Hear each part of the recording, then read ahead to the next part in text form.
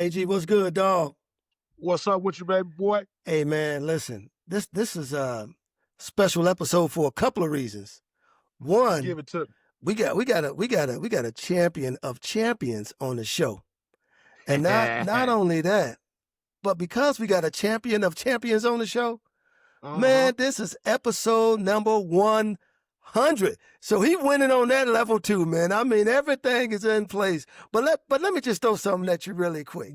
You know you kill intros, so I want to see you kill this intro. Man, listen. Well, let me start it this way. Yeah. Welcome to the 100th episode of the Agee and Gates Hoop Dreams podcast. That's right, number 100. And we want to thank all our fans for riding with us. We appreciate your support. And so far for the 100th episode, we have a legend of legends on the show today, a winner on every level.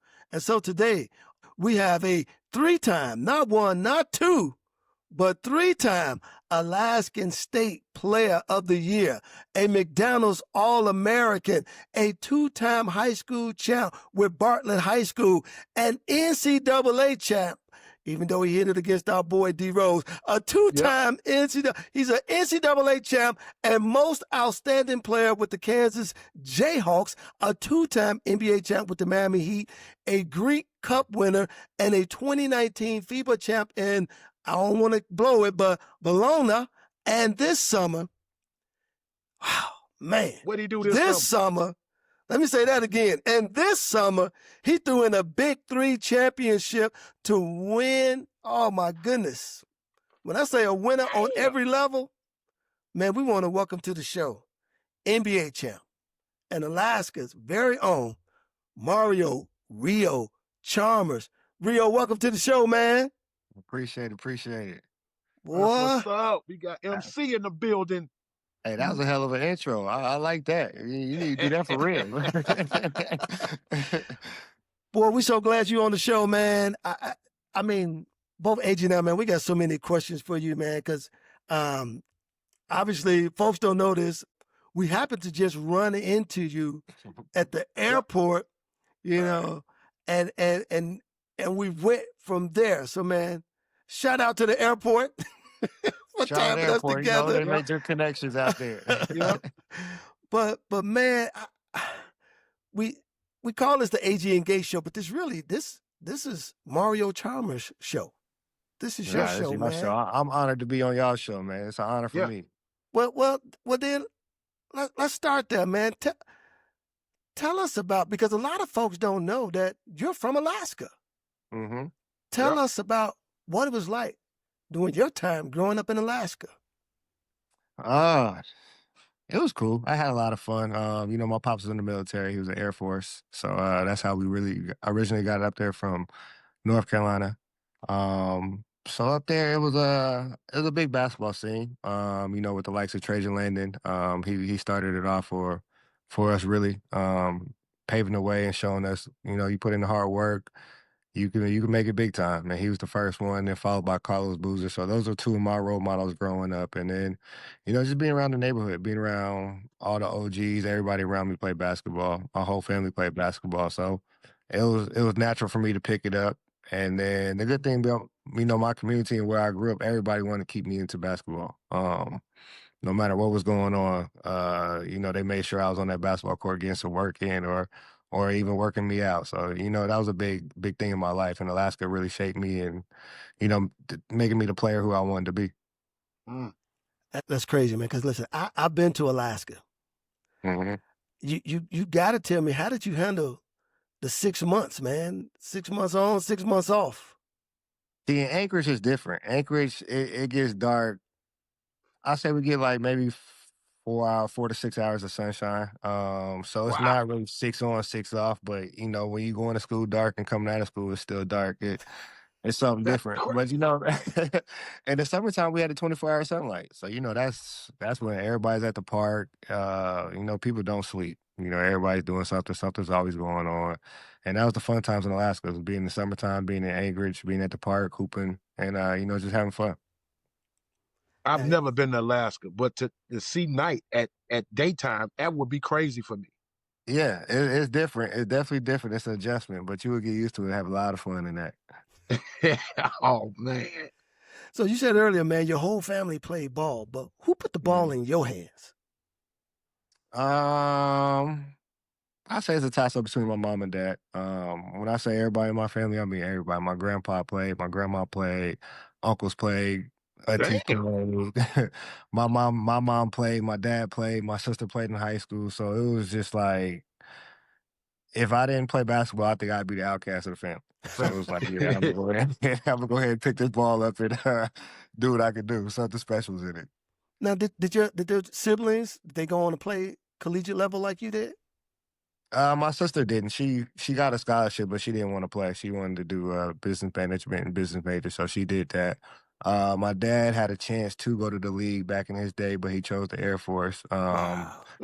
Just because of family situation, make more money, different circumstances. So, Yep. um, my mom played in college. She did play at Winston-Salem State Methodist College. So they actually retired her jersey. So she always talks about that. Damn. Oh yeah, oh My yeah. mom's So jersey. so you had to kill it, because if you ain't kill it, Yeah, you I ain't. had to. Yeah, I had no choice for real. It's also interesting too. Again, growing up in Alaska, obviously you mentioned Trajan Landon, Carlos Boozer, but Alaska isn't really known for Mhm. its basketball talent. As a matter of fact, we had Jamal Crawford on the show, and he talked about even just how they didn't really know what other guys was doing in other cities, because he's like, we're all the way up here, so we know what was happening in Chicago. We didn't know what was going on in New York. Was it like that for you? Did you know the other guys out there? For me, it was different because I was always traveling. In high school, pretty much my freshman through all the way to I signed. After high school season, every Thursday to Monday, I was flying out to Vegas, North Carolina. I was just playing in different tournaments to be seen. So, me being kind of a kid from the East Coast, my family's from North Carolina, so I did know a lot about the North Carolina area, Georgia area, a little bit of DC, a little bit of New York, but I didn't really know much about Chicago till I went to Kansas, and that's when I really turned up a different respect for Chicago basketball players. Hey, was you playing on a traveling team? Yeah, I was playing with California Pump and Run with David Mm. and Dana Pump. Okay. Shout out. Yep, Absolutely. shout out to those. So that's how I really got my start, was playing with them, and just taking it off from there. Now, who did you model your game after? Because I mean, both Transit and Carlos, they big dudes. Who did you Yeah. model your game after? For me, my doctors always told me I was going to be 6'8", so I was always watching people that was 6'8" and below. So I was a big T-Mac fan growing up, big Melo fan.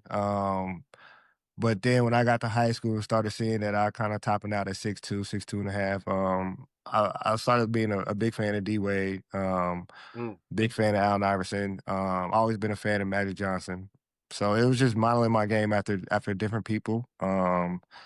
But the one person that, for me, that was our Michael Jordan growing up was Muff Butler. So that was a guy in Mm. Anchorage. He's from New York. One of the coldest people I've ever seen play basketball. I think he should have been in the league, and I tell him that all the time. So I mostly took a lot of stuff from his game and kind of just added to what I seen everybody else do, and kind of just molded myself and try to play like him. Well, hey, your game was smooth, buddy. You did it from inside, outside. I can what? Like how you want it.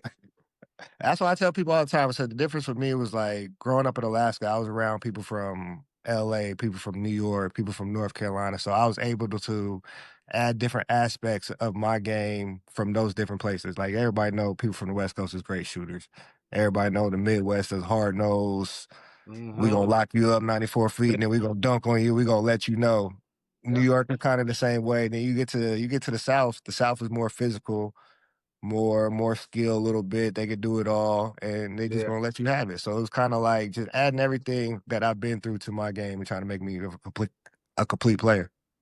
Yeah, but your game was different though, man. Like when I watched you play, you was like you were never in a rush. Yep. You controlled the tempo. You moved at a different pace. How was that successful for you, especially during your time when you was playing when everybody was getting up and down the court? Like, Yeah. you control your pace. Like, every time I've seen you play, even in the Big Three, you Mhm. controlled your pace. How were you Um, able to be successful with that? I have to give that credit to one of my trainers growing up, Tayon Ari Turner. That's like my god brother, my cousin. He always used to tell me, change the pace, change the speed. He's like, no Mm, matter how fast you are, how slow you are, the deceptiveness is always going to be able to trick somebody. You could always get Mm. past somebody. So I've mm. always tried to stuck with that. And then at the same time, I played with some of the fastest players in the game, D Wade, Bron. So it's like I ain't really trying to run with y'all and miss the moment. So I'm gonna run my pace and let this ball meet y'all where y'all want to go. And just Right. playing like that. So it was just a learning experience and just seeing that my pace is my pace. Like you can't rush me off my pace. I get to my spot. I can make the right play. Just when you're not in a rush, you see everything your way. I love that sweet jumper, man. That stroke you got, Hey, boy. that's all Hey, I that got left. I'm just trying to hold on to that as long as I can. hey Will, but he played with one of our Chicago killers, Sharon Collins. Yes, sir. Sharon Yes, saved that sir. ball going out of bounds, That's threw it that. to my man, and that dude I said, no, he didn't. We're going to get to it. But you know what's so crazy about that shot? He shot it like nobody was even on him. Mario shooting that like this don't count. But so outstanding high school career. Yeah. You got some of the top colleges in the world coming at you. Kansas, Arizona, UNC, Wake Forest, Georgia Tech. That's your top 5. How did you get to Kansas? No lie, growing up, I was going to Carolina. I was a Tar Heel guy Mm, ever since I was born. So that was in me. Situation happened. Funny as another Chicago guy, situation happened. We was in a tournament and I think we was in Vegas. And I gave the dude the business, Bobby Frazier. I gave Bobby Frazier the work. So after that, Coach Williams told me that he said he's gonna go back home, he's gonna think about some stuff, and that he would offer me a scholarship and Raymond Felton went pro. So everybody Mm. thought Raymond Felton was going pro anyway, but a couple of days later, he offered Bobby Frazier a scholarship over me. And that kind of threw me off North Carolina, and I didn't want to go there no more. So before that, I was always I was always looking at schools that let their guards kind of rock and do their thing, and watching Coach Self at Illinois when he had D Brown and Darren Williams and Luther Head and all them, that kind of triggered me like, oh yeah, this is a real coach right here. mm. I kind of like him. So it was really between there and Arizona. I took a visit to Arizona, and the thing that turned me off of Arizona was Lute Olson was like, you got to schedule a meeting to come talk to me. I don't have an open door policy. And I'm like, Damn. I As a player? respect you, but I can't. Yeah, I respect it, but I can't do that. I need to be able to talk to my coach 24/7. So that turned me off Arizona. I wanted to go to Georgia Tech, but I just felt like I'd be partying too much at Georgia Tech. I don't think I'd be focused out there. And Right. when I was cool with Jared Jack, he had left and went pro, so that kind of, left me down to Kansas. And when That I would took have my been visit to different, though. Kansas, yeah, I took my visit to Kansas, and it felt like home. Aaron Miles, Mike Lee, J.R. Giddens, Mm. Keith Langford, all them guys just welcomed me, and it felt like I was already there. And just being in that campus, talking to Coach Self, and just listening to him talk, and just tell me that I could do something special at the school where basketball was invented. And that's what did it for me. I was like, oh, okay, I Mm. see the vision. Your vision is my vision. So I'm here. Let's do it. And that's what really got me to KU was just that family atmosphere and treat me like I was already there and I was already a player on the team.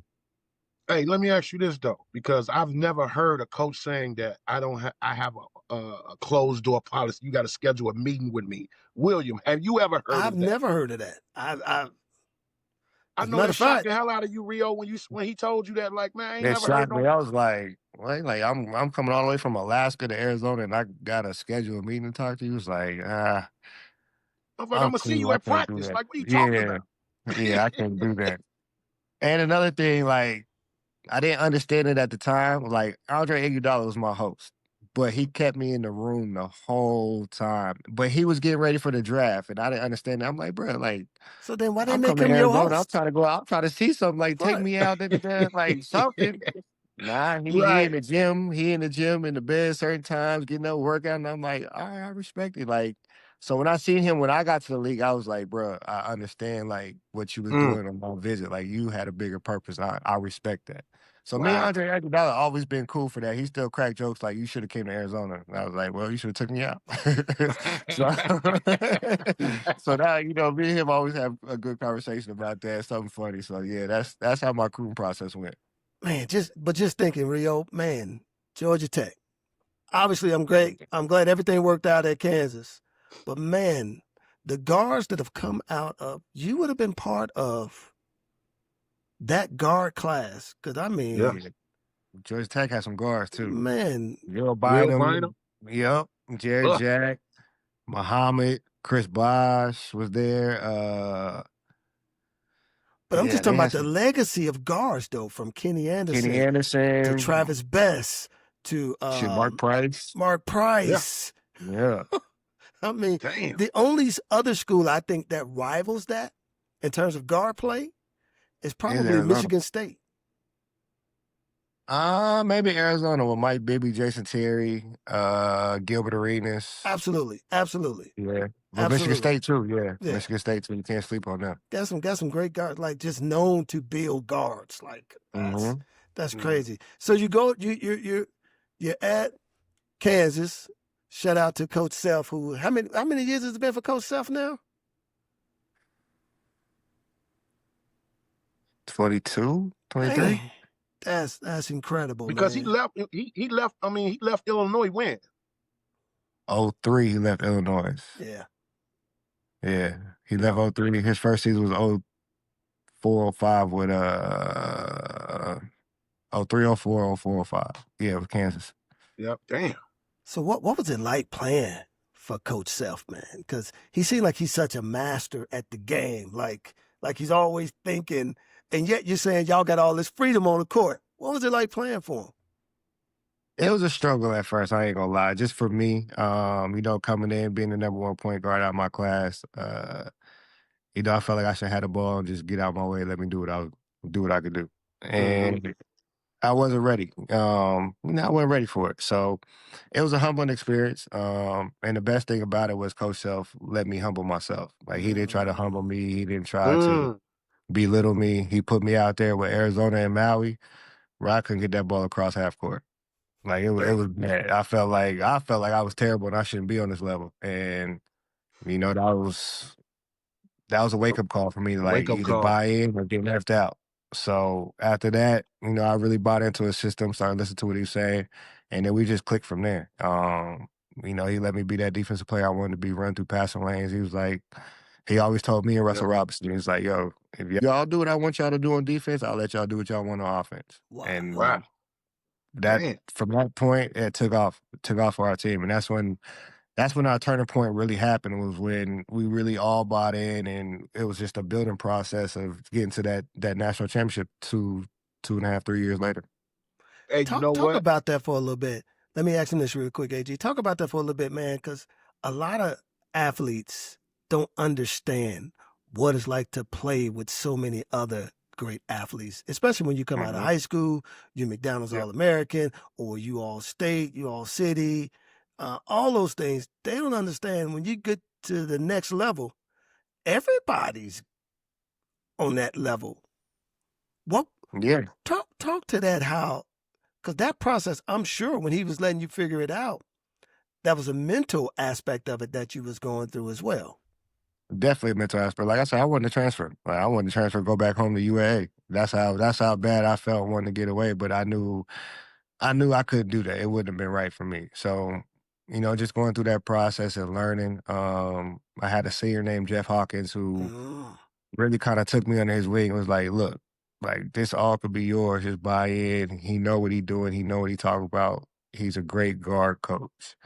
And just having that conversation, like, the man came and picked me up at my dorm. Jeff Hawkins came and picked me up at my dorm. It was probably like 1 or 2 o'clock in the morning. He called me. He's like, yo, what you doing? I was like, man, I'm sitting here playing the game. He was like, come downstairs. And we just drove around for probably like an hour. He just broke the whole situation down. Like, bro, I've been here 4 years, going on my 5th year. I done been through 2 coaches, Roy Williams and Coach Self. Like, bruh, like, this ain't what you want to do. You don't want to run from a situation like this. Like, you have it made here at Kansas. And just hearing that was like, all right, I knew I came here for a reason. So it was just time to go to work then. Like, let me buy in, talk to Coach Self. Like, Coach Self, what do I need to do? He's like, just buy in, play some defense, Mm. involve your teammates, be selfless player. And from that point on, I learned how to be selfless. I learned how to work and just keep working, put my head down, not worry about anything, and try to be that silent leader where lead by example instead of lead by words. Yeah. And, able to do that following Russell Robinson, who was he was a year older than me at the time. Brandon Rush was there. That's one of my best friends. So having those people around me, it just made my freshman year easier to really cope and understand what I need to do to keep getting better and be successful at this college level. So I was gonna ask him, Will, because I'm glad you said that, but that early struggle, you coming from, being an All-American, you get on the campus and you hit that first set of adversity. And like you saying, you like, I maybe want to get up out of here and all that. But I'm out of here.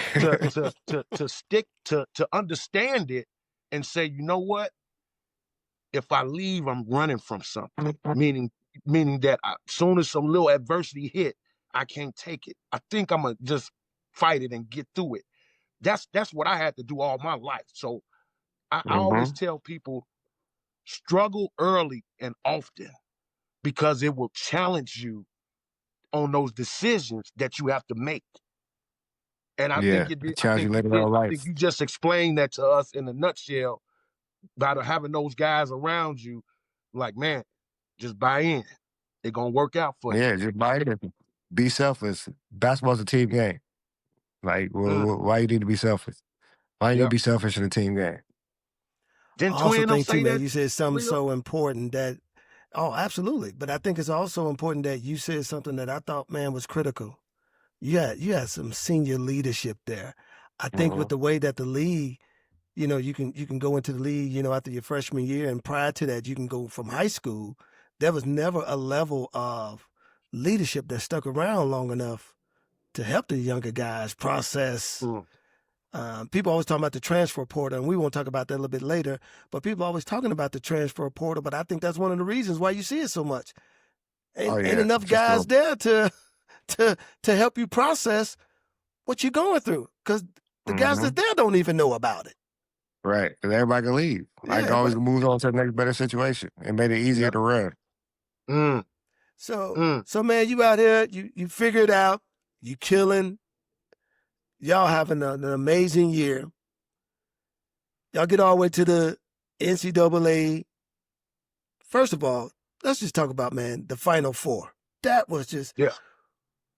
how was that, man? When y'all won that game, know you going to the Final Four. What were you thinking? Um, about time, finally. Mm, Just because I say that because the year before we played UCLA in the Elite Eight to go to the Final Four, and I probably had the worst game I ever had in my life, just mm, because I don't know, something about it. They put a bigger defender on me. He was stronger than me, and he just pushed me around the court that whole game. And I know from that summer on, as soon as we got back, the next week I was in the weight room, and I mm, lifted that whole summer like crazy. Like I was a bodybuilder. I was trying to get to the point where I just used my strength, and so mm, I knew that everybody was bringing something different to the table that they knew they lacked on last year. Like for Russ mm, Robinson, it was being more aggressive and knocking down the shot. B Rush being more aggressive, me being more stronger, D Block being more physical, Shady being more physical, Sharon being healthy and getting back to the weight yeah. that you came in at. So everybody knew what they had to do for us to be successful. And everybody knew that like if we put all this together, ain't no way in hell nobody's beating us. So Wow. just watching everybody come back to that first training camp or first boot camp we call it, and seeing everybody's work and seeing how everybody changed in the summertime and just seeing it from the first game all the way to keep going, keep going, keep going. It was like, bro, what people say that like the work you put in the game is the work you're gonna get out of it. And that was a true testimony of like we put in that work for that summer to get that championship. So getting back to the Final Four was kind of like, okay, finally we here. We here. Now let's not lose the moment. That we here for a reason. We did all this work. Now let's not let it slip away.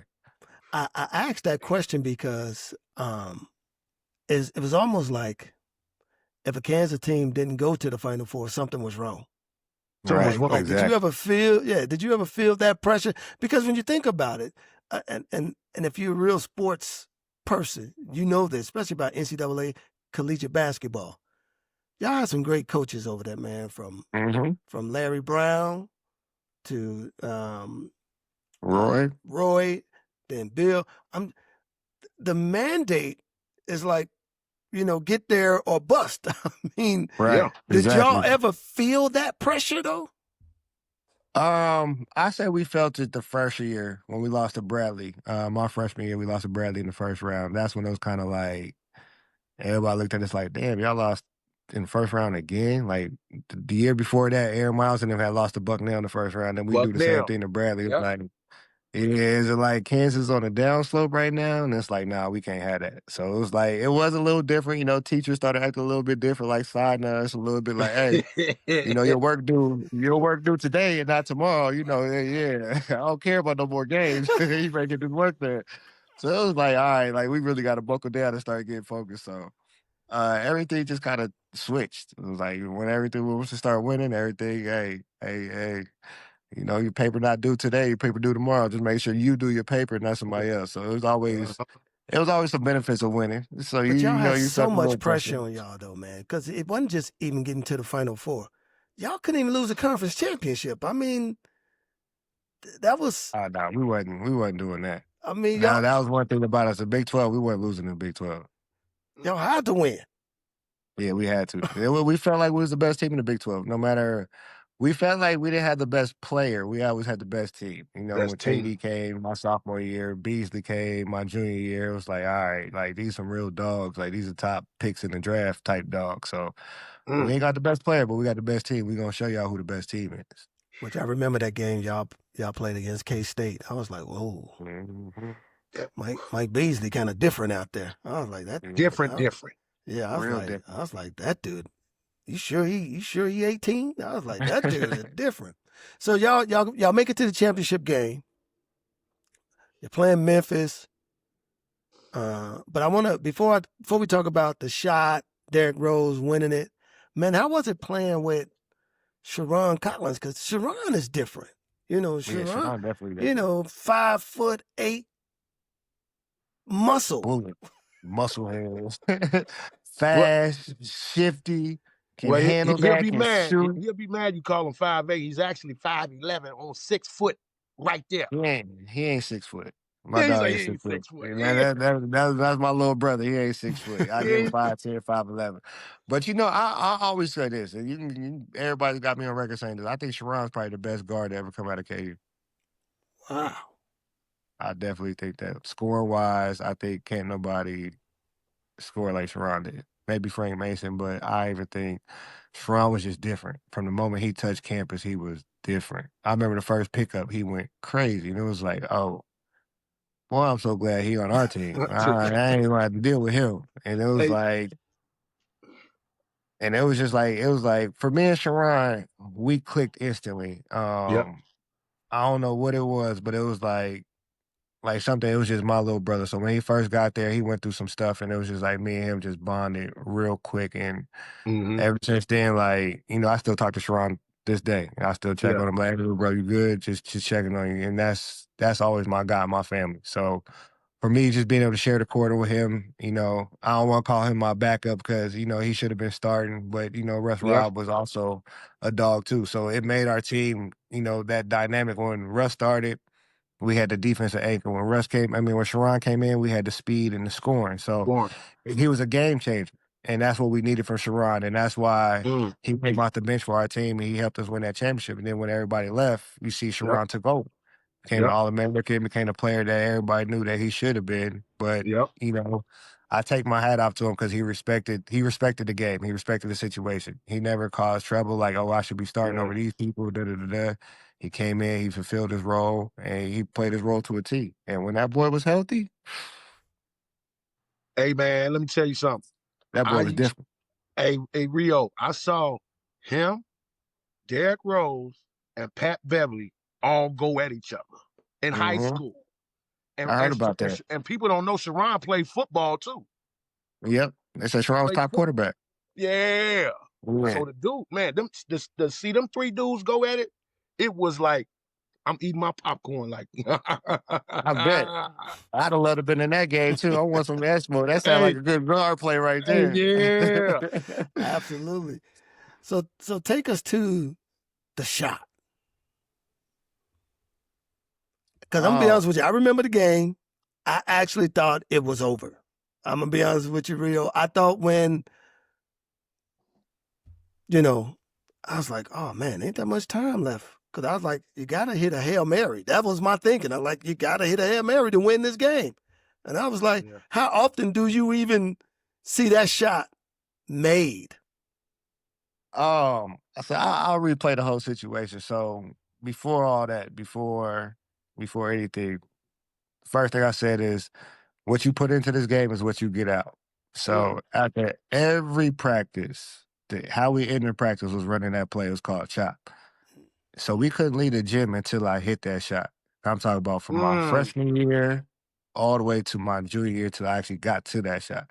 So it was something that we practiced every day. So it was like, for me, it was natural. It was like my teammates had seen me do it so many times in so many different situations in practice, like double team, just throwing up something, still going in. So everybody felt comfortable with me taking that shot. And the year before that, when we played KD in them Texas in what we played? Oklahoma? Was it in Dallas or Oklahoma? We played them for the Big 12 championship. I hit that same shot to send it to overtime versus Texas. So my teammates already knew, like, all right, we know if we get into the situation, who we get the ball to.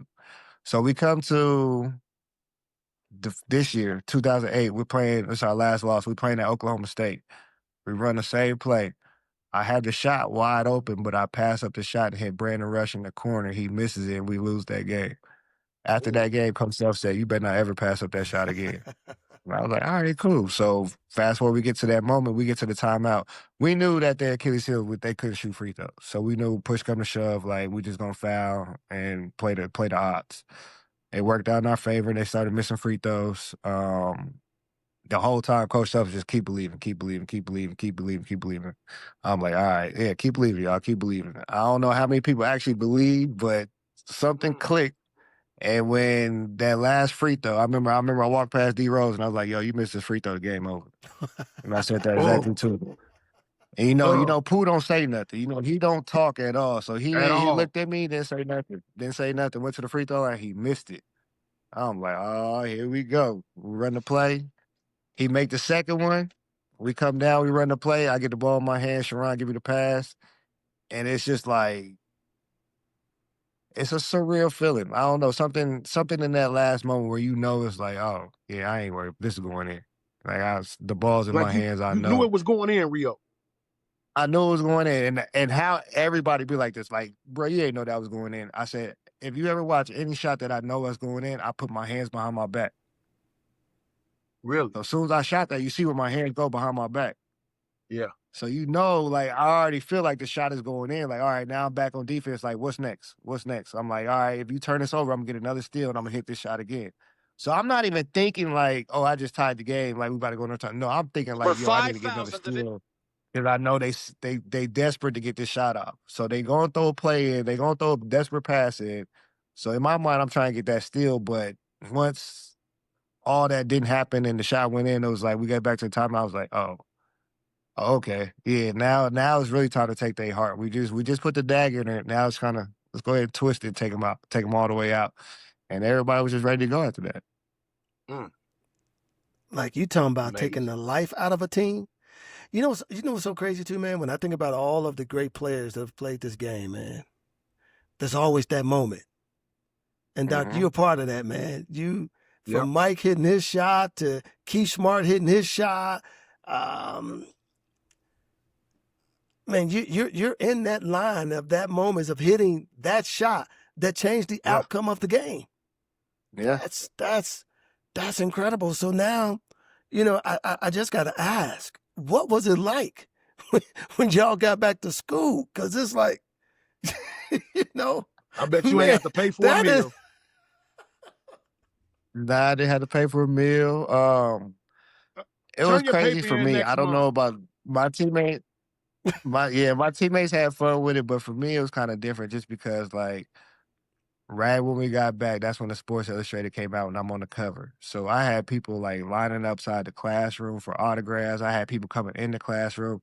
It got to the point where my teachers would call my coach and be like, yo, Rio can't come to class. Like, we're just in Wow. his homework. It's too much of a distraction. Like, too many people was just coming into class. So I'm Damn. talking about from probably like 3 days when I got back, it was straight like study hall, gym, study hall, workout, study hall, Work. workout. Like I was not going no classes. It was all Wow. working. They were just sitting because it was so much of a distraction. They was like, we can't teach. Like it's too crazy. So for me, I had fun. Like, but it was I knew what was coming next. For me, it was always what's next, what's next, what's next. Like I always tell myself that, like even now, like enjoy the moment and stop worrying about what's next because it happened so fast. Like I was always worried about like, okay, I hit the shot, we gonna celebrate. Now I gotta get ready for the draft. Now I gotta get ready for this. Now I gotta get ready for this instead of being like in the moment and just like, yo, we did this as a team. I did this for my family. Like our legacy is solidified, like cemented. It's always gonna Hey, be there now. what I loved about that Rio was watching two Chicago kids battle each other on that stage, and it was like they living out their college hoop dream, like in front of my face. Mm-hmm. Like both of them are in. They from Chicago, one on one team, the other one on the other team, and it's like we sticking each other. Like D. I mean, Right. Sharon Collins was sticking D. Rose, Oh, he was guarding them and just to hard They, see too. that, man. He was they guarding them said that hard. everybody in Chicago said that game meant a lot. They said everybody was on D Rose side, Everybody was on D Rose side. I was like, Well, I was rooting for hey. both of them, but I was rooting for Sharon Collins because he West Side. Yeah, see, that's y'all West Side guys. See, y'all West Side Yeah. guys is different, man. So you knew you hit that shot, I'm going to the league. Yeah, I had a chance. Like, I already knew that B Rush was going. I knew Shady was going. So yeah, it was time for me to go. Like, after I hit that shot, it's like, what am I coming back for? Like, there's nothing Yeah. to come back for. Now, before we jump into that process, man, I also noticed this at Kansas, man. They retire names, not jerseys per se. Numbers. Yeah, they got you up in the rafters, but that just talks to the greatness of the school that they like. We ain't got enough. Yeah. We ain't got Yeah. enough basketball numbers. I think like 4 people were mine. JoJo White, who else? Bud Stallworth. A couple people were my number. That's The just 15? yeah. Yep. Wow. Like Kansas retire, they'll retire your jersey, but it goes in the rafters, but Yeah, it's they don't not retire the retired on the number. court. Up there. I'm going to eBay right now. Grab me I'm going to Kansas Jayhawk shop and grab me a 15 Mario Chalmers jersey. Royal blue, damn it. It's in They there. still up West there too. It's in They there. still got them up there too. I Listen, bet they do. when you win championships, that never runs out. They keep that in play. So now, man, you're going through the process. It's draft time. What was that like for you? Because people forget you still finishing up school, or did you just delay school at that point? What was the decisions that you had to make at that point? I finished out the semester. And then I left after that to go train. Okay. So that was pretty much everything. And so Was now, you thinking you're about sitting Iguodala? around. You said what? Was you thinking about that Iguodala process? How he went through his and you was like, oh shit, it's my turn. I better lock myself in a room. A little bit, but I was on a higher wave. I had just hit the shot. So, I'm on cloud 9, just going through the process, enjoying it. Hearing everybody talk about, oh man, that shot that shot did this, that shot broke my heart, that shot did it. You want me some money? Did it? Like, all right, man, what's up with my workout? Like, I gotta get ready for this workout. What was I about to do? Now, did you stay at the school and work out, or did you go back to Alaska and No, work I out? actually went out to Indiana to St. Vincent's to start training, and I had rolled my ankle, did something to my ankle, so I was doing some rehab stuff out there for my ankle. And so I was out there in Indiana doing my rehab and working out. Matter of fact, Jared Jack, The reason I almost went to Georgia Tech, he came out to Indiana. He trained with me for like a month and a half, 2 months, Oh, just to nice. get me ready for that process. I always had love and respect for him just for doing that for me. And what were the rumblings were you hearing, like, you know, first Um, round? I heard everything from late lottery to early first round to early second round. But it started as mid second round. So now I was like, no, I can't do that. I really thought about going back, but then when I started going through my workouts and hearing different things, the biggest problem with me was like everybody didn't know if I could actually play the point guard. And I was like, okay, I understand that because at college I played the two just to make it better, but when the Yeah. game was on the line, I always had the ball in my hands at the end. Yeah. So that's when I was kind of like, bro, I was the number one point guard. Did this, so now I'm back on my high horse. Like, bro, I was the number one point guard in high school. Like, I could play this point guard. So Right. now I'm back in this proving mode. Like, now I gotta prove I could play point guard. So I remember my last workout was in Boston, and it was me, J.R. Giddens, somebody else, and I'm just diming him the whole time. I'm not worried about scoring because I already know they got Rondo. So I'm like, bro, if I go in there and do what Rondo do, I know I'm a better shooter than Rondo. So if I can just learn how to pass and just show I can be a point guard, I'm going to easily get drafted.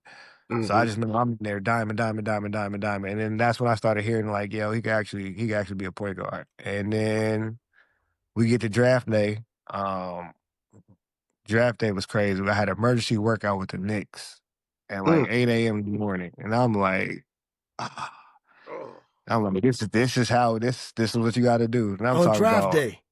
on draft day. Wow. And I had just been out the night before. So you know how the draft process, like you're supposed to be focused, but it's like, bro, I'm in New York City. I'm at the NBA draft. Like I'm about to step out for a little bit. I got some friends out here too. So it's like went out. My agent called me. He was like, yo, you gotta work out in an hour with the Knicks. I'm like, bruh. So I get to the workout. I'm missing layups. I'm dribbling off my knee, dribbling off my foot. I'm just like, well, and the thing about it, the Knicks had the 8th or 9th pick that year. I was like, bro, I know I think, matter of fact, it might have been the 6th pick. I was like, bro, I've messed up. I know I ain't lottery no more. So now from that point, I'm just like, all right, let's see what happens when we get to the draft. And I'm just sitting there waiting. I see everybody get drafted. I'm happy to hear my name called, but at the same time, it's kind of like Minnesota. Like, man, y'all just drafted OJ Mayo. Y'all got a bunch of guards there already. It's like, what am I about to do in Minnesota? So I'm happy, but I'm still mad and disappointed at the same time because it's not where I want to go. Yeah. I didn't even work out for Minnesota. I worked out for 14 teams, and Minnesota wasn't one of them. Miami wasn't one of them. Wow. In my heart, I was trying to get back to Charlotte. That's where I wanted to go. Like I'm trying to get back home, try to go play in front of my family, be up under Michael Jordan, learn. I just hit the shot. He hit a game winner. Like I want to go to Charlotte. So that's what I'm telling my agent. So after I go up there, I shake Adam Silver's hand. I'm walking back there, and a guy I had just met like 2 days before, he was working with the NBA. I can't think of his name. He's like, bro, how you feel about the news? I'm like, I'm happy. I'm going to Minnesota. He was like, nah, you're not going to Minnesota. You got traded. I'm like, how I get traded on draft night? I just got drafted 10 minutes ago. Like, what happened? He's like, give me your hat. So I took off my Minnesota hat. He handed me the hat. I look at it. It said Miami. Whoa, what you mean? Oh, what happened? He's like, yeah, Miami traded for you. I'm like, oh, it's up. I'm like, oh, yeah, I'm going to Miami. My face go from a still little, I'm cheesy. You see all my team. Miami, here I come. I get to play with D-Wade. Like, I already told you I'm out of my game after D-Wade. He's one of my favorite players. I'm like, oh, yeah, this is a perfect situation. Like, perfect situation. This is all I can ask for. So as soon as I get there, it's nothing but work. Me and Bees, just straight work. We in the gym and 24/7, just getting it in. And that's when me and him became really close. And me and D-Wade became close. And it was just a learning process from then and just trying to get better every day. Hey, check this out, Will. So the rumor was Pat Bev coming to camp, and they like, wonder what he gonna do. So I know y'all had y'all battles, and it's like, well, Mario hit the shot. They Pat Bev can't make this squad. Like he is impossible. I'll be honest about that situation. Pat was my man. Like I love Pat to death. But what hurt Pat was at that time, Pat kind of went through what I was going through early in college when I wasn't listening to people. I thought, this is how it's supposed to be. This is the only way I know how to play. Yep. Pat had a hell of a training camp, like a hell of a Mm. training camp, walking up, stealing, hitting shots, playing the right Yeah. way with LeBron and Dwayne Wade. The problem with that was that earlier that summer I had popped 4 ligaments in my ankle, so I wasn't healthy. So Mm. I barely went through that training camp. I played maybe once, and that was it. So we Mm. never really had a battle, but it was like, can we really trust Pat Bev to be maybe the starting point guard or the backup point Or the guard backup. right now Yeah. at this moment? At Mm-hmm. this moment, or do you want to get a veteran leader like a Carlos Yeah. Arroyo or a Mike Bibby or somebody like that, or Skip to my Lou? All these guards Mm-hmm. was there. I think it was just the wrong timing for Pat. I think if I would have been healthy all the way, I think Pat would have definitely been on that team. Wow. Mm. So I will say that. That boy got some resilience because he didn't stop. That motherfucker Nah, kept he on won't trying. quit. But the thing about it, I always say this, I don't know how true. It caused a little rift between me and Pat. Not Yep. like Yep. Not like an outside the court problem, but it was like a Right. battle on the court. Like now, like, yeah, I should have been on that Miami team. Da, da, da. And it's like, bro, I'm Yep. vouching for you. You should have been on the team with us, but you ain't better than me per se. Like, Right. Right. don't act like you was just way better than me. You gonna dog me out here, like, but we go Exactly. back and forth. But yeah, Yep. I ain't Yep. about to lay down. Oh, that's that competition I love Yeah, right you know what there, I'm saying. man. Oh, it just breeds something out of you, man. I don't know. And then it goes way deeper than that too. So it's always like it's Yep. always fun to go against guards and people from Yep. Chicago. It's always fun because I got my Chicago ties. I'm my OG Juwan Howard, all of them. So it's kind of like Yeah. you know what I'm Yeah. saying. So it's like Absolutely. Yeah. it's a deeper thing. It'd be It's like, a, yeah, okay, all yeah. right, we gonna go about it. Like we ain't them, but we basketball players, so we gonna take our frustration out on the court. Like we gonna go at it and let them Yeah. do what they do. Man, you played with some greats on. Yeah. You know what's also crazy, Rio? You played with a Hall lot of of Famer. Chicago guys too, man. I But he did. played with a lot. Q Rich was on that team with you too for a minute. Like he played with Q some. Rich, He played with a lot of Q Chicago guys. Rich, yeah. But you played with LeBron, D Wade, Mhm. Jermaine O'Neal, Sean Chris Marion. Bosh. You said Skip Chris to Bosh, Malou, Jay Howard, because Jawan was yeah. on that. Nuke was on that team. Stackhouse. Eddie People forget Eddie Stackhouse. Curry, Eddie Kerr, like Rashad Lewis, like yeah. Stoudemire, like Amari Stoud. Like you've played with some Some greats. real What greats. was it like finding your place in that?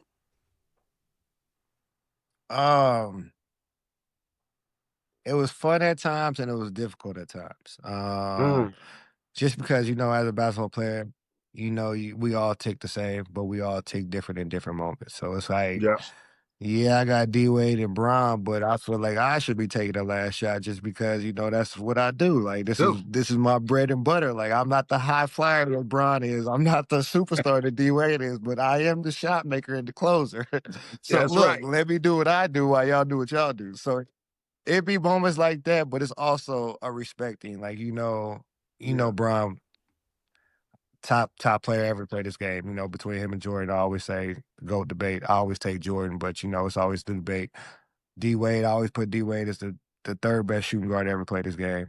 So it's Mm. kind of like when you play with them type of greats, it's okay to to let them be in their moments and understand their moments rather than being selfish and be like, yo, it should be me.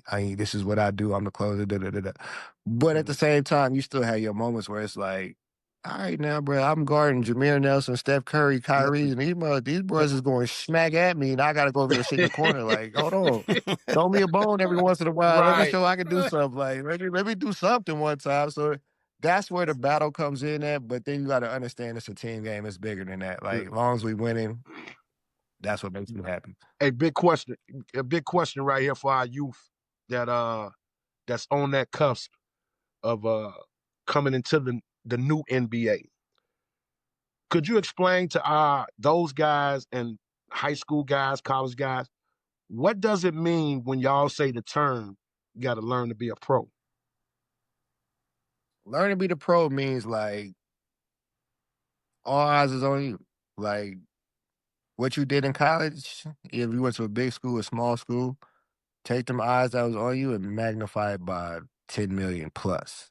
And it's just like you representing a brand, you representing yourself, you representing the league, you representing the team. And then the team, as much as you see some division within the NBA as a whole, Mm-hmm. we're together. We all want the same thing. We all fight for the same reason. We all did this together. Like it's only a select few of us. So at the end of the day, this is a real brotherhood. You got to promote it right. You got to treat it right, and you got to respect it. And being a pro means carrying yourself how you should carry yourself. Like know that you are a brand. Know that what you put in this game, you will get out of it. If you put more into the streets and the nightlife that you is on the court, then that's going to show. And that's going to limit your possibilities of being who you think you could be as a basketball player. So it's just about taking care of what needs to be taken care of. One thing that I always live by that my dad taught me, my coaches taught me, I teach my kids is always keep the main thing the main thing. What you put in is what you're going to get out. And that doesn't mean on the basketball court, that means in life. What you put into this life is what you're going to get out of life. Wow.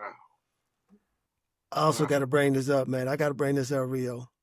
Y'all probably got one of the best, at the time they weren't calling them reels, but y'all probably got one of the best reels ever out there.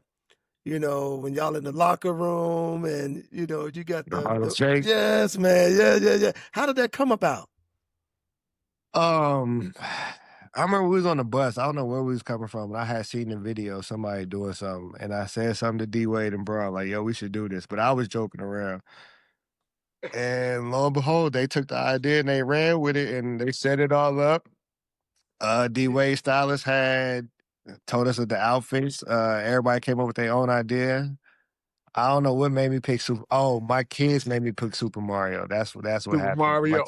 My kids had been Super Mario for Halloween. I was like, oh, that's kind of dope. Let me be Super Mario. So I called D Wade Styles. I was like, y'all need the Super Mario costume. She got that. The Miami Heat actually like everybody around the organization. They helped us set it up. They put us in the locker room. They made sure everything was good. We did a couple takes, and it was just a fun moment. It was one of those things. It's like. At the time, you didn't know it was going to be a viral moment like this, but it was a time for us to have fun and show us connected as a team and show us like, yeah, we about business and take care of business and playing basketball, but at the same time, we still human beings and we can have fun and still be normal and show y'all our normal side. You know, it's funny. I'm glad you mentioned that because when I saw it, I thought like, man, Agee not playing the game, we understand, to some degree what it's like. But if you've never been on y'all level, we don't know what y'all are going through. So to see the human side of y'all, man. Mm-hmm. Yeah. Now, don't get me wrong. I was a Miami Heat fan simply because, D Wade was there. I always got to show love for the Marquette guys. I got to show love. I know you do. But I ain't gonna lie, Marquette, Tom Crean gave me my first letter. My first college letter came from Marquette. What? Yeah, it was just too damn cold. I couldn't go from Alaska I'm cool up there. I'm cool up there. But people associate Alaska with cold and Eskimos and everything else. Exactly, but that's why I was like, I don't want to go back to no more. I don't want to go nowhere colder now. Chicago's colder than Alaska. I can't say that. Yeah. We get more snow than y'all, but y'all weather is way vicious. Yeah, I keep telling people we the North Pole. I keep telling folks, listen, Chicago got two weathers, cold and colder. So yes, sir. So man, y'all do something incredible. But what was it like playing with D Wade and Bron? Because all I could think about is at the time when, the Bulls had, Jordan, Pippen, and Rodman. I mean, y'all had two megastars, and then you got Chris Bosh. And it's like, what was it like for you during that time? And especially the pressure, because we all remember, obviously, the not one, the not two, the not three, the preamble to the Miami Heat. What was that time like for you? It was a lot of fun. Like I said earlier, it was a lot of fun just being on that team, being with those guys and seeing the work they put in every day to be the type of players they are, the type of family men they are, the type of businessmen they are. the type of professionalism that they show and that they have. It was something that you definitely want to emulate and model. I had a lot of fun. I'll say this. The one thing that made me mad about it was when they said all that, I'm the one that got to guard the point guards. And at that time, the point guards was the one killing Tony Parker, Steve Nash a little bit. I had AI in Detroit, Chauncey Billups a little bit. So it was like, yeah, y'all saying all this, but y'all ain't guarding the head of the snake. Like, I got to guard the head of the snake. So well, y'all get to do what y'all want to do on the offensive end, unless we play KD and them. Like, even with KD, I got to guard Westbrook. So it's kind of like, bro, like, hey, man, I ain't going to keep guarding this mug and getting killed and going through 19 pick and rolls to go stand in the corner. Like, y'all better throw me a bone, let me go out. I want to bring it up, man, but I CPs and stuff like that. Like, I remember that time. That, I remember that other time. Than that, it was a lot of fun. Like, I had a blast playing with them guys. Like, it was just, it's like a dream come true. Like, you dream of moments of being like in different situations. I tell people, who was your backup on that team? Was it Cole? Norris Cole. So yeah, Norris Cole. That's what I want to ask you about. So Norris Cole, and I'm gonna be honest with you, Rio, because I feel like I've been in these situations too. I'm out here guarding the team's best point guard, best player on the team. Then the Norris Cole on my team get to come in and he just shooting. I'm like, when do I get to play like that? You know? How did you handle that though, man? Because nothing against Norris Cole, but he was out there. I'm looking like, how's Norris Cole getting 10, 12 shots a game? What am I missing?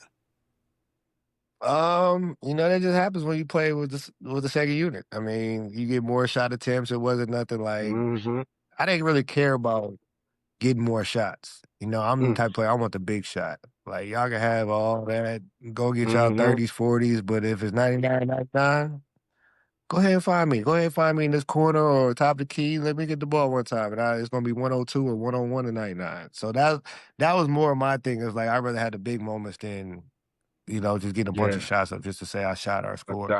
Now looking back at it for like Hall of Fame purposes and stats and all that, I wish I could have did more or looked at it different like that. But I always told myself I'll take rings over points any day.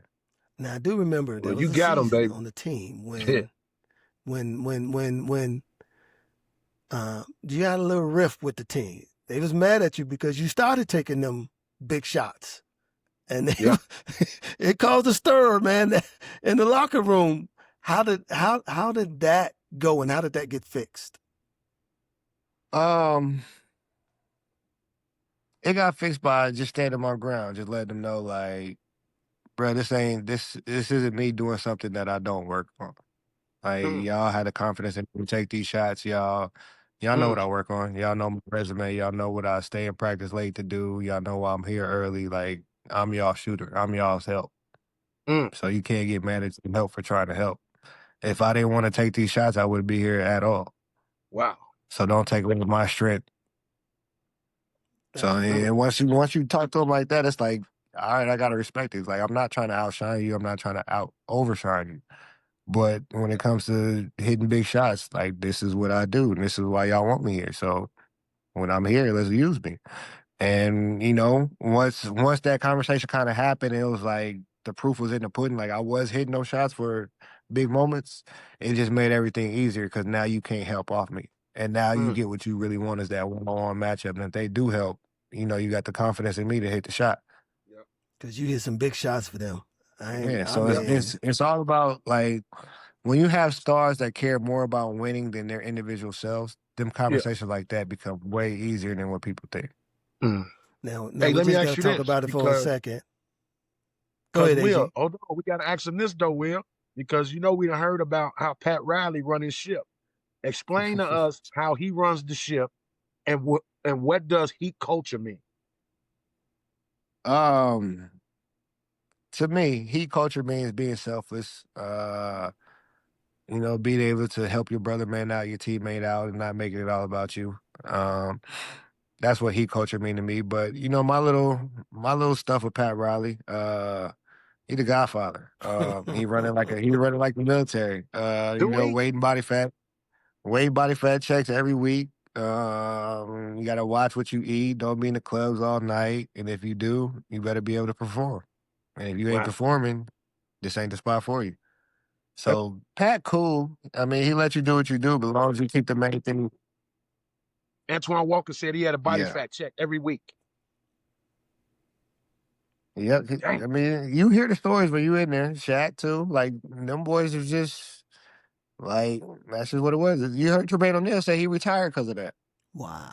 And Damn. he rather eat Oreos than to get his way by fat shake. So it's like, I mean, once you get to a certain point of your career, like you 15, 17 years in, like I can understand that. It's like, all right.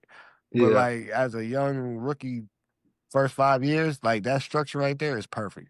That's gonna Okay. teach you how to be a pro, keep you being a pro, and keep you in the league. Mm. So after your time with the Heat, you move on. And what was your thinking? Because I mean, you're NBA champion now. What did it Yep. just not work out with Proved it. Miami, or were you ready to go? I think with Miami, they were just trying to save some money, and I think it was just time for a fresh start. Had Braun had left, CB was going through his little blood clots and stuff. D Wade was, still being D Wade, but just at the tail end. So they kind of wanted some fresh blood and a new start. So for me, I kind of wanted a fresh start too. Yeah. I kind of wanted to go play my game a little bit more, and be a little bit more free, and just Mm-hmm. experience different things. And Yep. the way it happened, it was a shock. Mm. And like I said, I never expected to get traded to Memphis. I already had my bad blood with Memphis. Memphis hated me. Mm. Was not liked at all in that city just because of what happened in 2008. So every time Yep. we went there to play, I would get booed, all types of stuff. So to actually get traded there, um, I don't want to say I was scared, but it was definitely an uncomfortable moment just getting there and being like, all right, what I don't know what to expect. I don't know what's gonna happen. Mm. And the funny thing, what broke the ice, I'm in the locker room. I'm looking at everybody. Like I got a semi-relationship with Mike Conley, semi-relationship with Zebo. Um, don't know TA from a can of paint except for when he played for the Celtics. So I'm Okay. sitting in my locker. I'm just sitting there. I'm like, bro, I don't know what to say. I'm just nervous. TA walk in. Hey, killer, what's up, champ? I'm like, what's up, T? You good? Like, yeah, champ, you good? Champ, you ready to poop? You ready to hoop? And just like for me, I've never been referred to as a champ. Like nobody's came at me like that. Like he just Wow. like, yeah, you one of the only guys with a ring in here. You better speak up. You better be a leader here. Let us know what's going on, champ.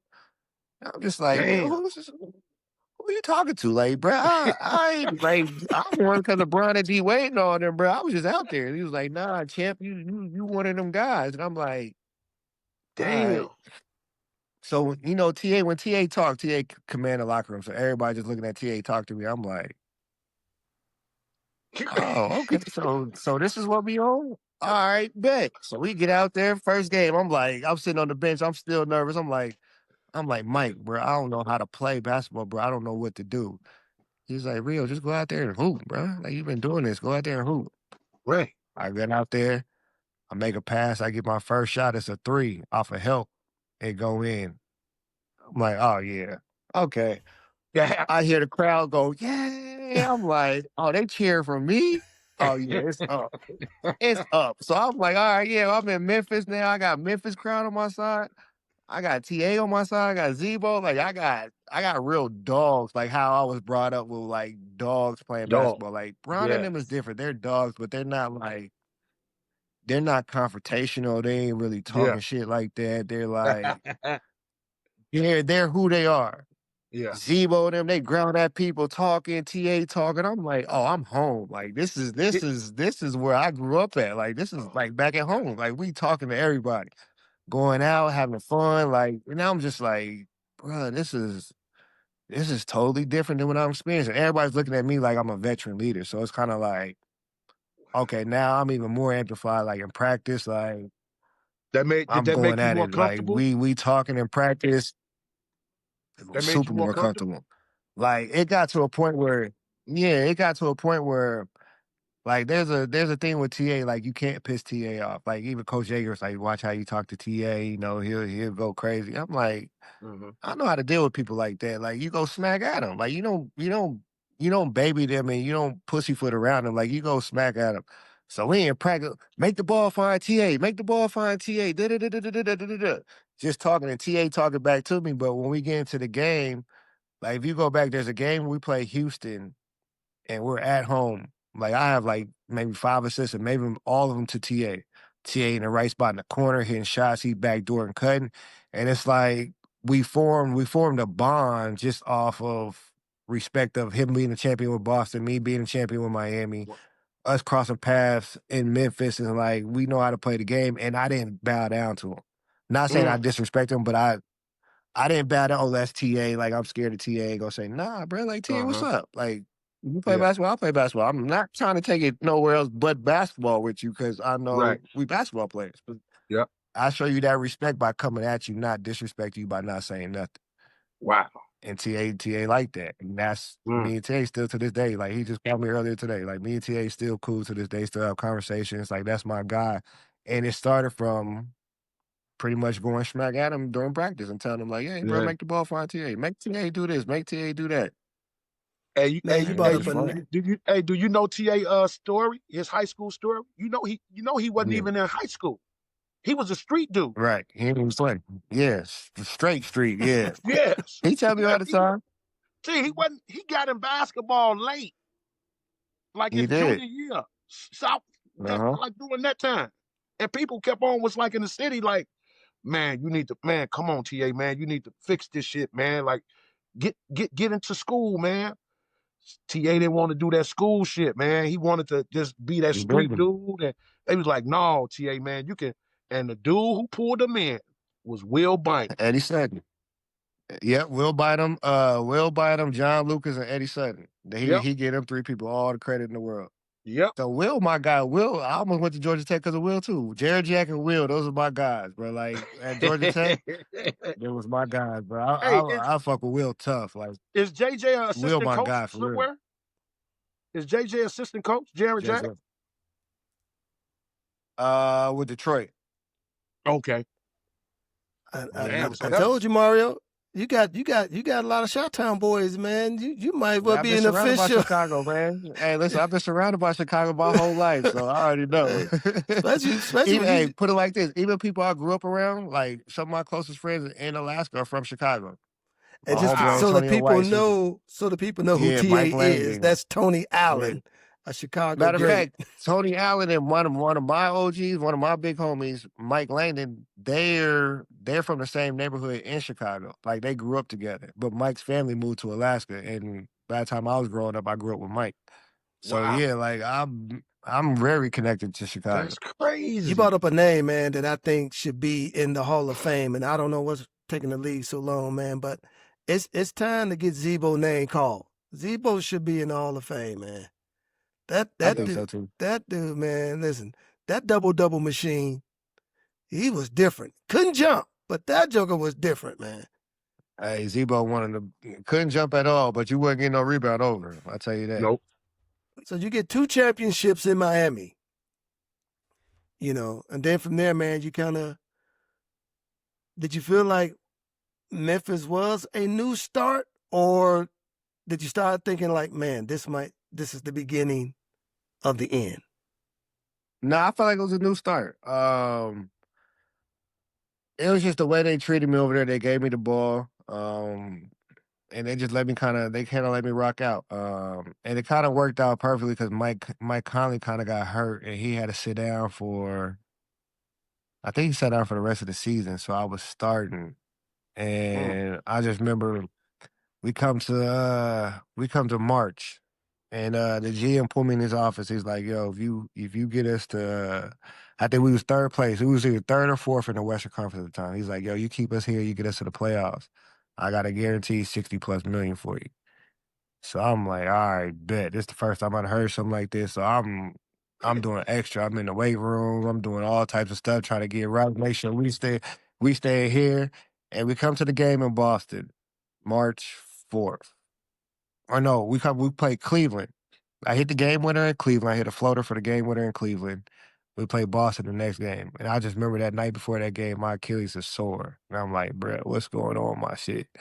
So I tell the trainers, they had me walk in the pool for like 30 minutes, just back and forth on my Achilles. We come to the game in Boston. In my mind, Isaiah Thomas is an all-star. So I'm trying to go smack at Isaiah, trying to prove that, I want to be an all-star. Like this is my chance to prove I keep going against these all-star guards. So in my mind, I'm going for a triple-double. So at halftime, I got 9-6-5, I think. Maybe 11-6-5. So I'm right there. I'm right there. First play of the third quarter, I get a wide open three at the top of the key. I miss it. I hit the back rim. I plant to go forward. And I remember Avery Bradley was right next to me. And I feel a whole pop in my foot. I'm like, I look at Avery Bradley. I'm like, yo, did you kick me? He's like, nah, bro, I ain't touch you. And I was just like,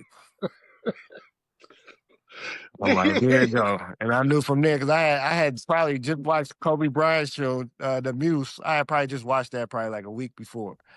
So once he said, it was like, you just feel like a little pop, like somebody kick you in the back of the foot, and that's how you know you tore your Achilles. I was like, oh. I was like, I know I just didn't tear my Achilles. I know I didn't just tear it. And you know what's so crazy about that? It sounds so loud to you, but can't nobody else hear it. Nobody hear it. Nobody hear it. So I'm looking around like, sound like a gunshot almost. yeah, and I'm like, hey, did you kick me? Like, nah, bro, I didn't touch you. And I was just like, we on ESPN until you just see my head drop. Like, bro, come get me. Come get me. You know it. That's a wrap. How long did it take you to heal that thing? 2 years. 2 years. Damn. So I tear my Achilles at 28. I get back at 30. So that's prime years right there, That's real prime years. So it's kind of like, all right. Even in terms of money too, everything. So, because who did you end your career with? Miami. I signed a 10-day with Miami in 2021. But I finished playing with Memphis. The following year, after the 2-year rehab, I signed a 1-year deal with Memphis. Came back. That was a shit show, but I still had fun, and thank Memphis for giving me the opportunity, to walk off the court healthy. Yeah. Yep. But that was right on the wall right there. But then you go overseas and play. I mean, that's the basketball player in me. The NBA might have been done with me, but I wasn't done playing basketball. Like, I wanted to prove to myself that I could at least get back to, the level of being competitive and to really get to play. So getting that opportunity to go to Italy for those 2 months. Because it's funny, I didn't get no deal from the NBA, so I sat down from that whole time. I think the season ended in April for us. I sat down from April all the way to that next May. I didn't sign the deal to go to Italy till May 1st. I was a little bit surprised by that. I was a little surprised by that because I thought just for locker room purposes, you're a champion. Yeah, I thought so too. Veteran leadership. But you know how the NBA is, so I didn't hang my hat on that. That was a tough moment, but I still wanted the hoops. So I stayed working out, kept working out. And it's funny, I had stopped working out in March. I was like, yo, I'm done with this. I'm over it. I get a call in April from my agent. It's like, yo, a team in Italy wants you. They got 2 months left in the season and they need you for the playoffs. I'm like, wow. All right, I'll go. So I went out there, didn't know what to expect. I get out the plane, big standing ovation. All the teammates looking at me, but what really helped me out was I had 5 Americans on my team. And one was from New York, 2 was from New York, 1 was from Georgia, 1 was from Vegas, and the other one was from, well, I won't call him American, he was from France. I had 5 black people on my team. And I got close with them and they welcomed me in. They kept me in the gym like, bro, this is what we do. We don't do nothing else but just hoop. Damn. So it was like them 2-a-day practice. I'm like, bro, I ain't did 2-a-day since college. Like, I ain't about to do another 2-a-days. Like, I'm too old for this. But it's like, bro, I want to get back. Like, I want to play. I want to compete. So the whole time, it's just like, yo, we gonna compete shooting drills. All right, cool. I could do that. Weight room, we're gonna compete. All right, I could do that. 5-on-5 in the second practice, we're gonna compete. All right, so now I'm back in the swing of things. Like, now I'm back, like, all right, now I'm back in my mode. Let's go hoop. So, so you're overseas. You got your mojo back, if we can call it that. Did any point in your mind you say, you know what, I'm gonna make another run for the league? It crossed my mind, but it wasn't something. It wasn't something like that. Like I just felt like at that time it was time for me to go overseas. Like you hear about different players going overseas and having successful careers over there and still having fun. So for me, it was like if the NBA call, of course, I'm going back home. But I'm liking this overseas. I'm liking Italy. I had a lot of fun in Italy and won that championship. And then we come to the summer. I'll get back home. I get back home in June. Spend some time with my family. And I tell my agent, I'm like, yo, I feel pretty good. Like, I want to start early. Like, I want to go for a whole training camp. I want to be with the team from the start and see how that feels. So he made a phone call. I signed in Greece with a team called Ike. I love Greece. I ain't never had so much fun in my life. Just Are you serious? In Greece? like, yes. Like the NBA, Miami's turned up. Miami's great. Miami's amazing. But Athens is a whole different ballgame. Like you got the beach on one side, you got the regular city on the other side. So I tell people like Athens is a mixture of Miami and LA put together. Damn. So imagine that. So I'm having a blast. The food good. Team let me do whatever I want. We winning. And the funny thing about it, I'm playing with Keith Langford. So who was my host at KU. So full circle moment, I'm with good old my buddy Keith. So it's just him. I'm just following his lead. So it's just me and Keith chilling every day. Like he showed me around. I'm getting outside. Everybody know me because they big NBA fans. They big Miami fans. So it's like I got my own motion where like, okay, now I'm a star over here. Like everybody looking at me like, oh, we love you. Da, da, da, da, da, da. So I'm like, all right, cool. So I'm just enjoying it, having fun, still getting my work in, still hooping, still just enjoying the basketball life. So I had a lot of fun in Greece, and that made me kind of like, all right, I could do the overseas for a couple more years until I want to retire, or unless the NBA call. So it made me do a total of 3 years overseas, and then in after those that 3 third years, year, how many championships? two championships in 3 years. Damn, you still winning, Mario? Still winning. And what made me really be done with overseas was I went to Thessaloniki, Greece. And, the coach told me, he was like, yo, I give you the keys. You can come over here. You can do whatever you want. Da-da-da-da. And I ain't gonna lie, the deciding factor was like, he was like, yo, you come over here. It's 9-1. I'm like, 9-1, what you mean? He's like, it's 9 females to every 1 male. Bruh, sign me up. I'm gone. I'm there the next day. Sign me up. So I get there. Everything is shut down because of COVID. So everything shut down. So the coach got me. He got me with that one. Wasn't nobody outside, nothing going on. So basically, I'm just in my room, practice, in the hotel, practice. I'm out here miserable. And then the check started being late. So once the check started being late, I was like, yeah, I can't do this. COVID got me. Like, I can't do it. And that's what really made me stop playing overseas. Damn COVID. Yeah, damn COVID. So you back home. Ice Cube puts together, which I think was brilliant, former NBA players playing 3-on-3, the big three. How did you get connected with that? That's funny because I really didn't know nothing about the big three. I'm still overseas at this point. I'm in Greece, and I want to say, I think Rashard Lewis hit me. We was teammates in Miami. He was like, "Yo, what you got going in the summers? You still want to hoop?" And I'm like, "Yeah, like, I ain't got nothing else to do. Like, I'll just be chilling." He's like, "Yo, put your name in the big three." And I'm like, "All right." So I put my name in the big three. This is way before they even had the draft. So this comes to like, we almost at the end of our season in Greece, and it's like, we on a time difference. So I think it's probably like 3 or 4 o'clock in the morning where I'm at. And I'm just on Instagram scrolling, and my phone just started blowing up with congratulations, you got picked. And I'm like, what are y'all talking about?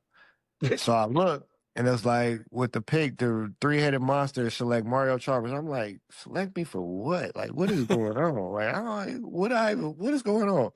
So then I started doing my research. I'm like, three-headed monster. Oh, this is where Rashard Lewis was talking about the big three.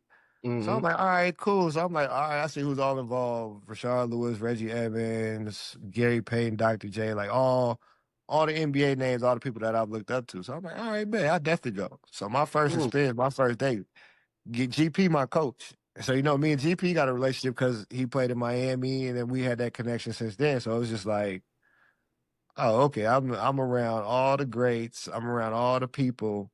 Yeah. And on top of that, I ain't got to pass to nobody. Like, I got Reggie Evans and Rashard Lewis on my team. Like, with Mahmoud Abdul-Rauf. So I'm like, oh, now all this what they was talking about in the league, where I can't score. I'm just a this type of player. Oh, nah, yeah. Now I got the ball. Come see me.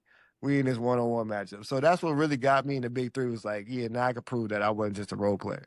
Like, yeah, if Brown and D Wade wasn't who they was, I could have did some things.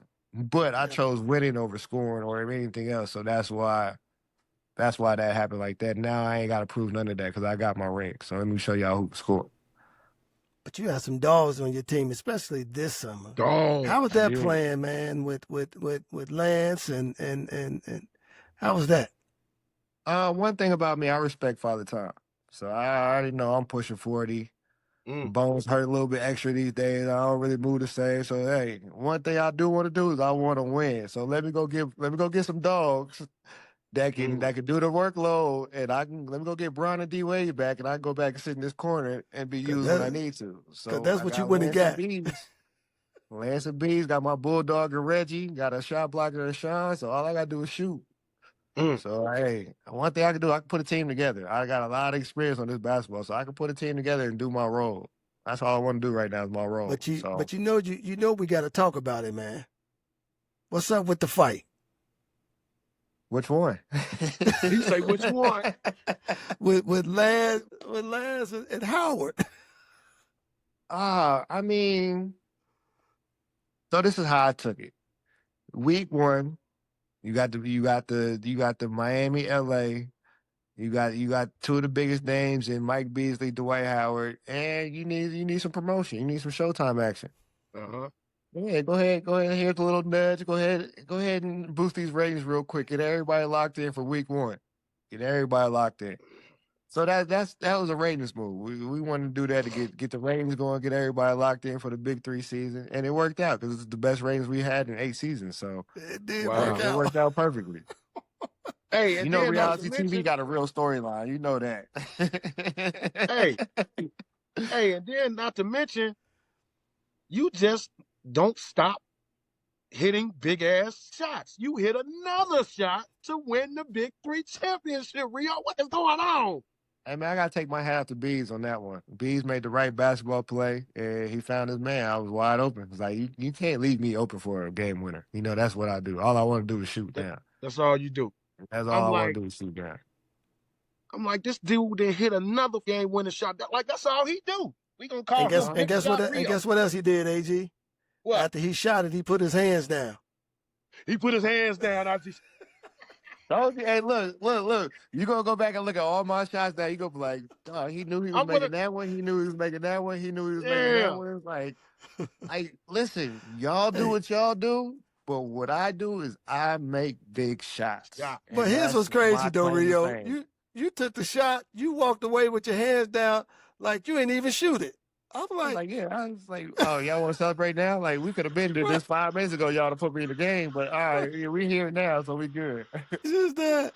Listen, Agee going back and look at it. He's looking for them hands. I know, he's looking at it now. 25 champ. He's one in every 305. So he's only got 4 on the clock. Over to Chalmers with a big shot. He does it again. Baseline, baby. Ooh.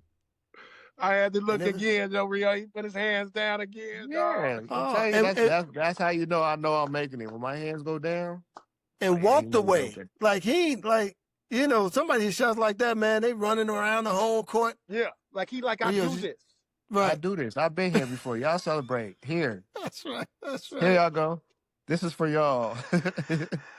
Hey, real man, we done had you so long, man. Listen, I got a question for you. Then my dog gonna hit you with a final question, man. My question for you is it's a twofold question. One is, did we get to see the best of Mario Chalmers? And also, too, man, Hoop Dreams. What has the movie Hoop Dreams? What did that mean to you? Oh, that's a good one. I'll start with the Hoop Dreams.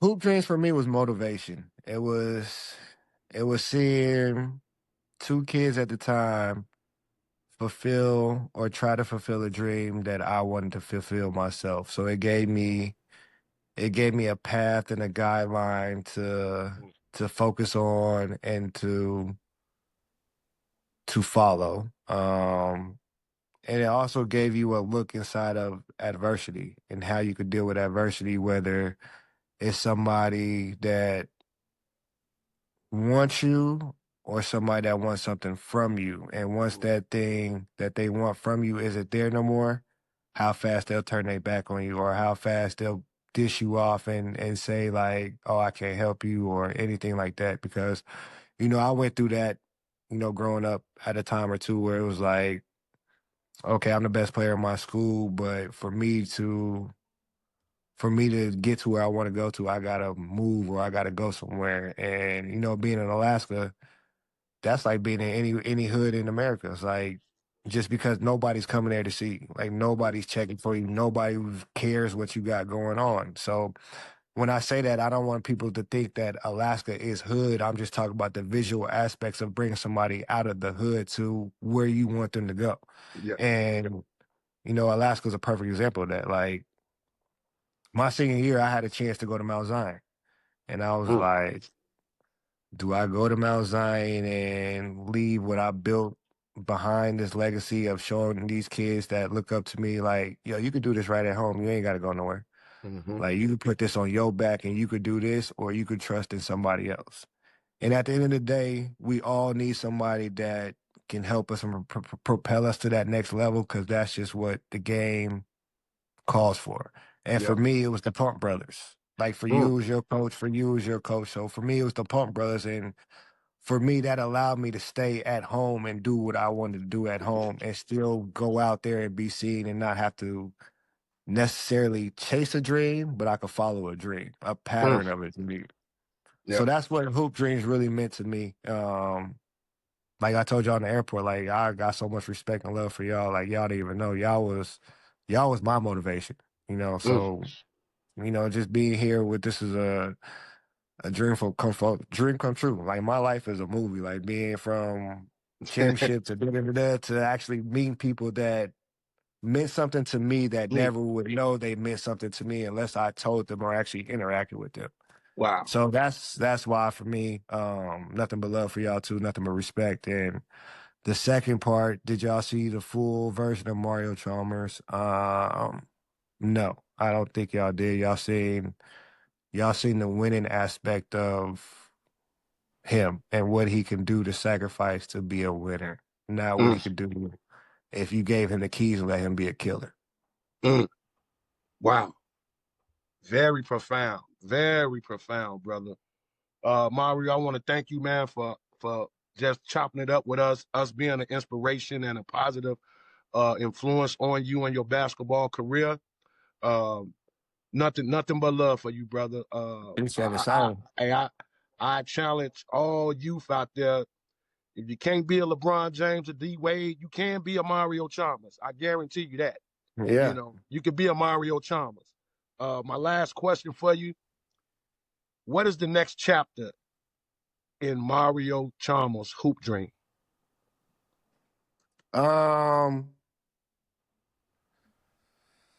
Next chapter.